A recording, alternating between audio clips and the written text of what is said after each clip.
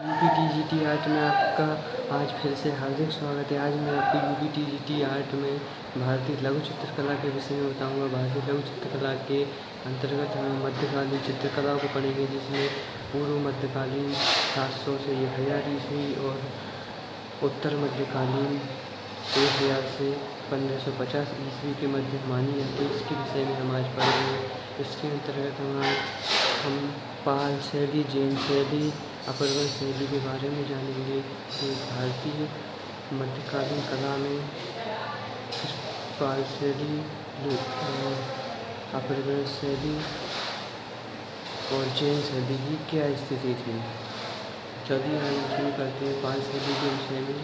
पाल शैली बंगाल के पाल वंश का शासक गोपाल था, जिसका पुत्र था धर्मपाल। उसके समय ही पाल शैली की शुरुआत हुई थी। इस समय पाल शैली में लघु चित्र बनने लगे थे। पाल शैली का चित्रांकन भित्ति चित्र और ताड़पत्रों पर होने लगा था। धर्मपाल ने विक्रमशिला महाविद्यालय का स्थापना की थी, जो भागलपुर में स्थित है। विक्रमशिला महाविद्यालय भागलपुर में स्थित है। इसकी स्थापना धर्मपाल ने की थी। धर्मपाल का पुत्र था देवपाल। धर्मपाल का पुत्र देवपाल था। उसने ही अपनी सीमा का विस्तार किया था। देवपाल ने बोधगया में महाबोधि मंदिर का निर्माण कराया है। धर्मपाल के समय में एवं देवपाल के समय में पाल शैली की चरम पर थी। पाल शैली के जन्म 730 ईस्वी से 1197 ईस्वी माना गया था, लेकिन विशेष रूप से 9वीं से 12वीं शताब्दी तक मानी गई। पाल वंश के संस्थापक धर्मपाल थे और देवपाल थे। इनके द्वारा बौद्ध धर्म, विशेषकर महायान धर्म के संरक्षक के रूप में दिखाई दिया था। देवपाल ने सारनाथ, गया, कुर्कीहार और नालंदा में अनेक बौद्ध स्तूप और मूर्तियाँ बनवाई थीं। देवपाल जो धर्मपाल का पुत्र था, धर्मपाल जो गोपाल का पुत्र था, गोपाल जो पाल वंश का प्रथम संस्थापक हुआ था। देवपाल के बाद सत्ता में उसका पुत्र नारायण पाल आया था। नारायण पाल ने उस समय सत्ता संभाली थी। नारायण पाल के बाद उसका पुत्र महीपाल आया था। महीपाल इस राजवंश का सबसे प्रतिभाशाली शासक हुआ था पाल वंश का।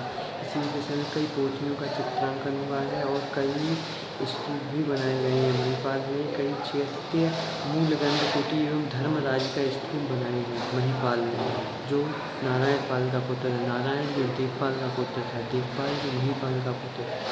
पाल जो आपका गोपाल का पुत्र था, गोपाल जो पाल वंश का संस्थापक था। अब महीपाल का पुत्र हुआ था जयपाल, और जयपाल का बाद आया था उसका पुत्र दिग्विजयपाल द्वितीय। पाल शैली में बहुत ही प्रसिद्ध चित्र है बुद्ध योग मुद्रा में कमल पर आसीन, 1087 ईस्वी का है। इस समय का बहुत ही मार्मिक और प्रसिद्ध चित्र है। भगवान बुद्ध है, योग की मुद्रा में बैठे हुए हैं, कमल पर विराजमान है। इसी में बना हुआ ये चित्र है, बहुत ही मार्मिक चित्र है। अगर इस चैप्टर में से कुछ आने वाली है तो सबसे महत्वपूर्ण यही है।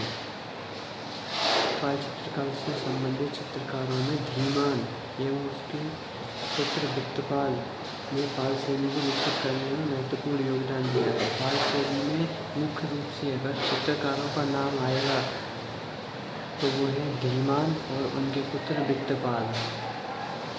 इनका पाल शैली में बहुत अधिक योगदान रहा था।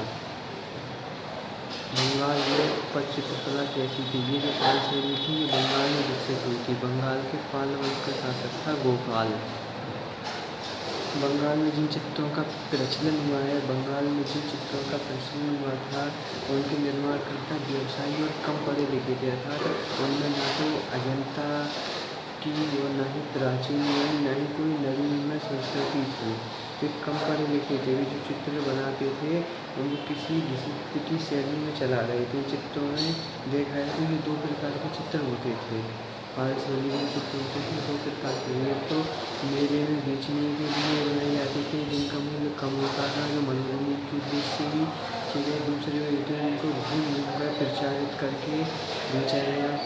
जैसे हमने अमूमन देखा होगा हमारे गली मोहल्ले में जो फेरुआ वाले आते हैं बेचने, कुछ उसी प्रकार से समझिए जो भूमि पर चित्र बेचे जाते थे, जिनमें रामायण के, महाभारत के चित्र हुए, देवी देवताओं के चित्र थे, कृष्ण के काव्य थे, तांत्रिक देवी, इस प्रकार बहुत से चित्र थे। इस प्रकार के पटचित्र मनोरंजन के साथ जीविकोपार्जन का भी साधन बन गए। सचित्र पोथियाँ ताड़पत्र पर बनाई गई। ये ताड़पत्र आकार में 2 इंच लंबे हुआ करते थे, 2.5 इंच चौड़े हुआ करते थे। इसके बाद पढ़ेंगे पाल चित्रों में क्या विशेषता है। बंगाल की जो पाल शैली है, इसकी विशेषता क्या है। बंगाल की पाल शैली में चित्र पोथियों पर प्राप्त होती हैं और ताड़पत्र पर बने हुए हैं। पोथियों के चित्र आकार में देखने में लघु अर्थात छोटे हैं। उनमें सिंदूरी, महावर, लाल, हिंगुल, नीला, सफेद, खड़िया और काजल मूल रंगों में मिश्रित बनाए गए हैं। गुलाबी, बैंगनी रंगों का भी प्रयोग किया गया है। कहने का मतलब है पोथियों पर जो चित्र बने हैं वो लघु यानी छोटे हैं।